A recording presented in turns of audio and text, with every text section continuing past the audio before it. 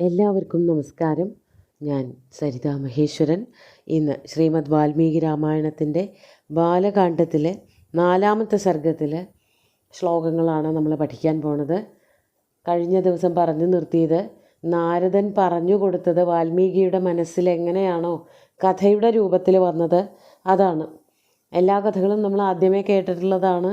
അതുപോലെ നാരദൻ വാൽമീകിക്ക് പറഞ്ഞു കൊടുത്തതാണ്. അതൊന്നുകൂടി ചുരുക്കി പല പല രീതിയിൽ എങ്ങനെയൊക്കെ വർണ്ണിക്കണമെന്നുള്ളതിൻ്റെ ഒരു ബോധം അല്ലെങ്കിൽ ഒരു അവബോധം ഉണ്ടായതിൻ്റെ രീതിയിൽ അത് കാണിക്കുകയാണ് ചെയ്തത്, വർണ്ണിക്കുകയാണ് ചെയ്തത്. അതിനുശേഷം വാൽമീകി കാവ്യം എഴുതുകയും അത് ആരെയാണ് പഠിപ്പിക്കേണ്ടതെന്ന് അന്വേഷിക്കുകയൊക്കെ ചെയ്യുന്ന ഭാഗങ്ങളാണ് 4-ാമത്തെ സർഗത്തിൽ വർണ്ണിക്കണത്. തുടക്കത്തിൽ അതൊക്കെയാണ് പറയണത്. നമുക്ക് ആദ്യം 1-ാമത്തെ ശ്ലോകം നോക്കാം. പ്രാപ്തരാജ്യസ്യ രാമസ്യ വാൽമീകിർഭഗവാൻ മുനി ചകാരചരിതം കൃത്സ്നം വിചിത്രപദമർത്ഥവത്. ഇവിടെ വാൽമീകി തൻ്റെ മനസ്സിലുണ്ടായിരുന്ന ആശയങ്ങളൊക്കെ കൂടി ചേർത്ത് ഒരു കാവ്യം എഴുതി എന്നാണ് പറയണത്. ആരുടെ കഥയാണ് എഴുതി തുടങ്ങണതെന്ന് പറയാണ്. പ്രാപ്തരാജ്യസ്യ രാമസ്യ ഭഗവാൻ വാൽമീകിർ മുനി. ഭഗവാൻ വാൽമീകി എല്ലാത്തിനെ പറ്റിയിട്ടും നല്ല അറിവുള്ളവനായ, അത്രയ്ക്ക് പണ്ഡിതനായിരുന്ന വാൽമീകി മഹർഷി പ്രാപ്തരാജ്യസ്യ രാമസ്യ, പ്രാപ്തരാജ്യനായ, അതായത് എല്ലാം കഴിഞ്ഞ് തിരിച്ച്, അതായത് വനവാസമൊക്കെ കഴിഞ്ഞ് തിരിച്ച് കൊട്ടാരത്തിലെത്തി രാജ്യം സ്വീകരിച്ചവനായ രാമൻ്റെ, പ്രാപ്തരാജ്യസ്യ രാമസ്യ കൃത്സ്നം ചരിതം, അങ്ങനെയുള്ള രാമൻ്റെ സമ്പൂർണ്ണമായിട്ടുള്ള ചരിതം, കുട്ടിക്കാലം മുതൽക്ക് കാട്ടിൽ പോയി അത് കഴിഞ്ഞിട്ട് പിന്നെ ഉണ്ടായ എല്ലാ സംഭവ വികാസങ്ങളും കൂട്ടിച്ചേർത്തുകൊണ്ട് അത് കഴിഞ്ഞ് തിരിച്ചു വന്നു. വിവാഹമൊക്കെ കഴിഞ്ഞ് തിരിച്ചു വന്നു. വിശ്വാമിത്രൻ്റെ കൂടെയാണ് ആദ്യം കാട്ടിലേക്ക് പോയത്. പിന്നെ വിച്ഛിന്നാഭിഷേകത്തിന് ശേഷം വീണ്ടും കാട്ടിലേക്ക് പോയി. 14 വർഷത്തിന് ശേഷം രാവണനെ വധിച്ച സീതയെ വീണ്ടെടുത്തുകൊണ്ട് തിരിച്ചുള്ള വരവ്, അതുവരെയുള്ള കഥ വളരെ ഭംഗിയായിട്ട് സുന്ദരമായിട്ട് വർണ്ണിച്ചു. അതാണ് ചകാരചരിതം കൃത്സ്നം വിചിത്രപദമർത്ഥവത്. വിചിത്രമായ പദങ്ങൾ, വിചിത്രം എന്നുള്ളതിന് മലയാളത്തിലെ അത്ഭുതകരമായിട്ടുള്ള എന്നുള്ള അർത്ഥമില്ല, സുന്ദരമായിട്ടുള്ള എന്നേ ഉള്ളൂ അർത്ഥം. ചിത്രം എന്ന് പറഞ്ഞാൽ തന്നെ സുന്ദരമാണ്. വിചിത്രം എന്ന് പറഞ്ഞാൽ വിശേഷണ ചിത്രമായിട്ടുള്ളത്, ഏറ്റവും സുന്ദരമായിട്ടുള്ളത്. അങ്ങനെയുള്ള അർത്ഥത്തോടു കൂടിയ ഒരു കാവ്യം കൃത്സ്നം ചരിതം ചകാര, പരിപൂർണമായിട്ടുള്ള ഒരു കഥ, ഒരു ഗേയം, കാവ്യം അങ്ങനെ വാൽമീകി രചിച്ചു. ശ്രീരാമൻ തിരിച്ച് അയോധ്യയിലേക്ക് വന്ന കഥയാണ്, കഥ വരെയുള്ള ഭാഗങ്ങളാണ് വാൽമീകി രചിച്ചത് എന്നർത്ഥം. നമുക്ക് 2-ാമത്തെ ശ്ലോകത്തിലേക്ക് കിടക്കാം. ശ്ലോകങ്ങളുടെ എണ്ണവും സർഗങ്ങളുടെ എണ്ണമൊക്കെയാണ് ഇവിടെ പറയണത്. 40 സഹസ്രാണി ശ്ലോകാനാമുക്തവാൻ ഋഷി തഥാ സർഗശതാൻ 5 ഷഡ്കാണ്ഡാനി തഥോത്തരം. അതിനോടൊപ്പം തന്നെ അടുത്ത ശ്ലോകം കൂടി ചൊല്ലാം.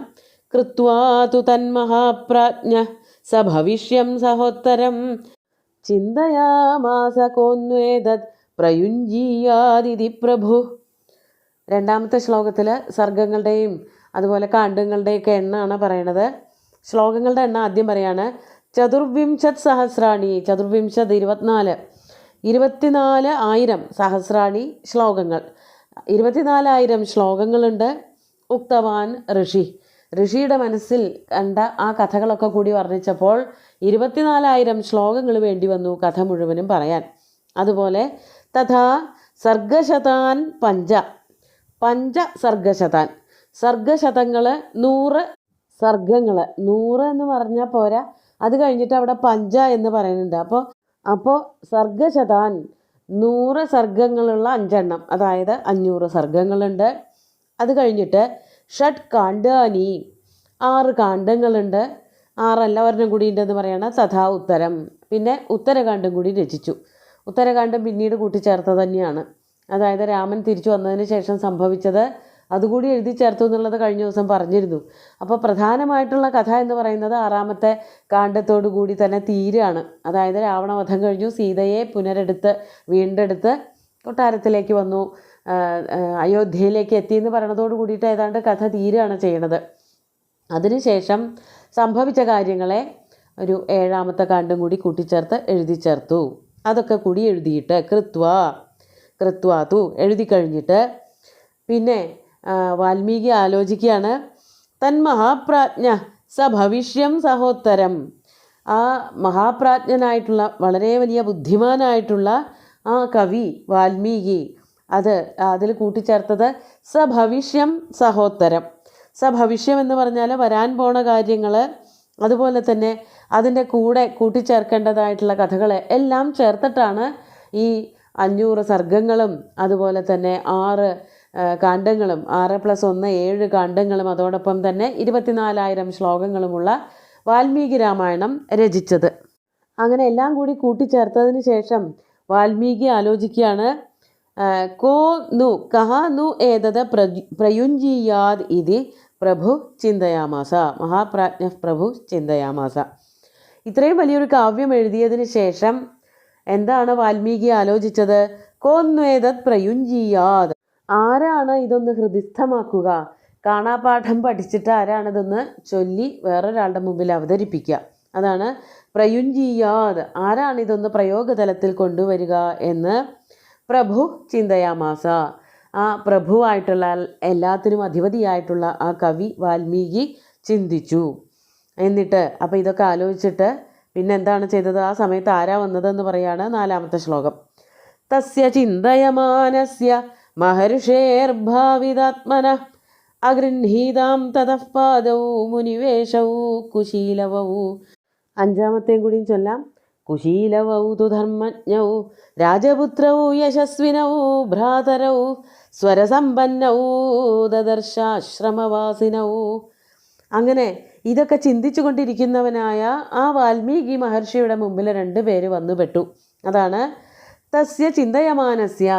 അങ്ങനെ ഓരോരോ കാര്യങ്ങൾ, ഇതാരാണാവോ ഒന്ന് പ്രയോഗതലത്തിൽ കൊണ്ടുവരിക, ആരാണാവോ ഇതൊന്ന് പാടുക.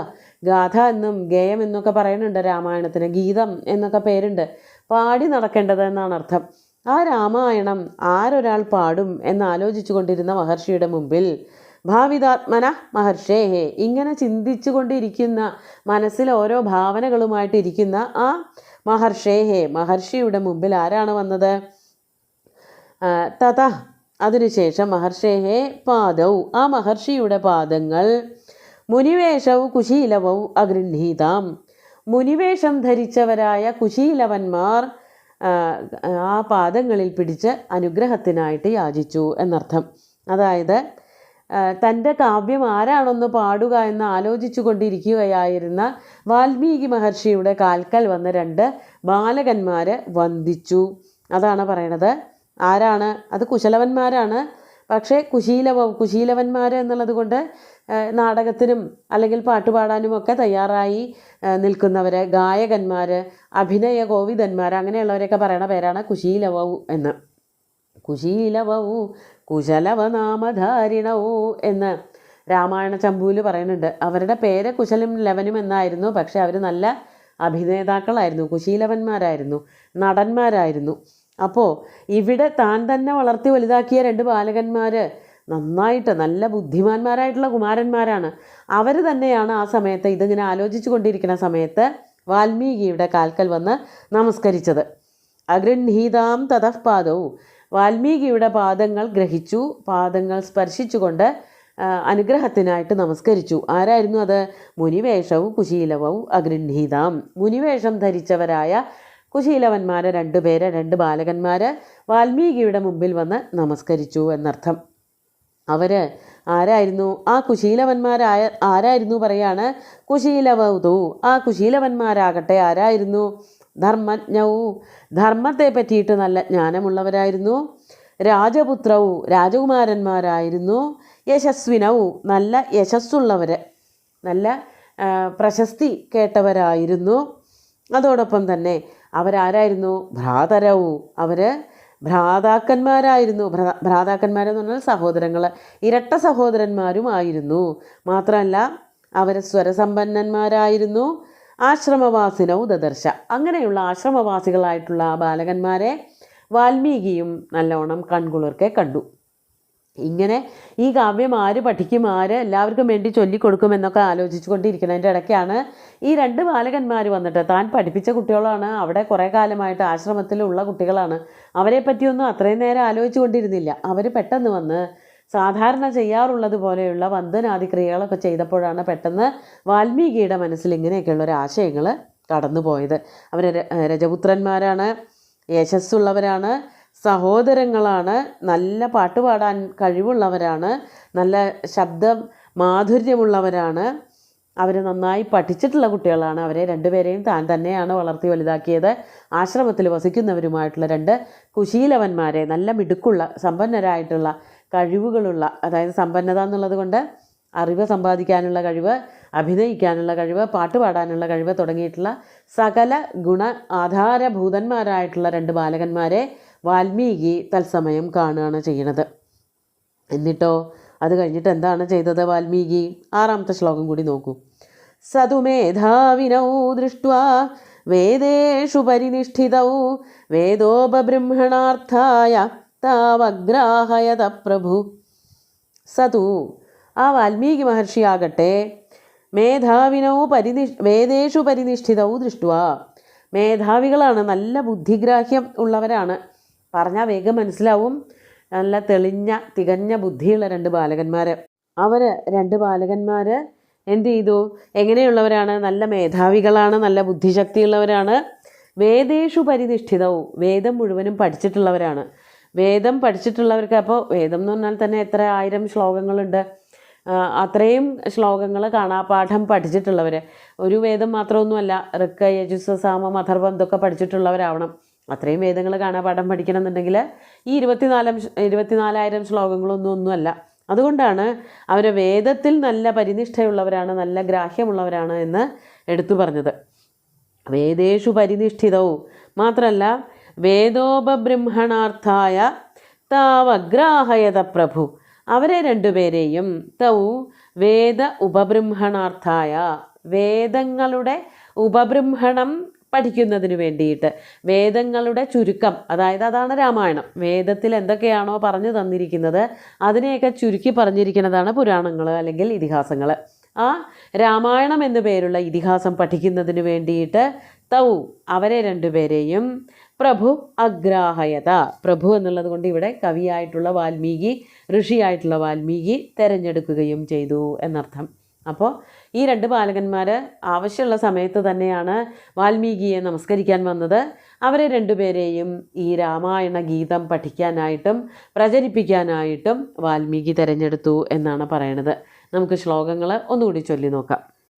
പ്രാപ്തരാജ്യസ്യ രാമസ്യ വാൽമീകിർഭഗവാൻ ഋഷി ചകാരചരിതം കൃത്സ്നം വിചിത്ര പദമർത്ഥവത് 24,000 ശ്ലോകാനാമുക്തവാൻ ഋഷി തഥാ സർഗശതാൻ 5 തഥോത്തരം കൃത്വാ തു തന്മഹാപ്രാജ്ഞ സഭവിഷ്യം സഹോത്തരം ചിന്തയാമാസ കോന്വേദത് പ്രയുഞ്ജീയാദിതി പ്രഭു തസ്യ ചിന്തയമാനസ്യ മഹർഷേർഭാവിതാത്മന അഗൃഹീതാം തതഃ പാദൗ മുനിവേശൗ കുശീലവൗ തു ധർമ്മജ്ഞൗ രാജപുത്രൗ യശസ്വിനൗ ഭ്രാതരൗ സ്വരസമ്പന്നൗ ദദർശാശ്രമവാസിനൗ സതു മേധാവിനൗ ദൃഷ്ട്വാ വേദേഷു പരിനിഷ്ഠിതൗ വേദോപബൃംഹണാർത്ഥായ താവഗ്രാഹയത പ്രഭു.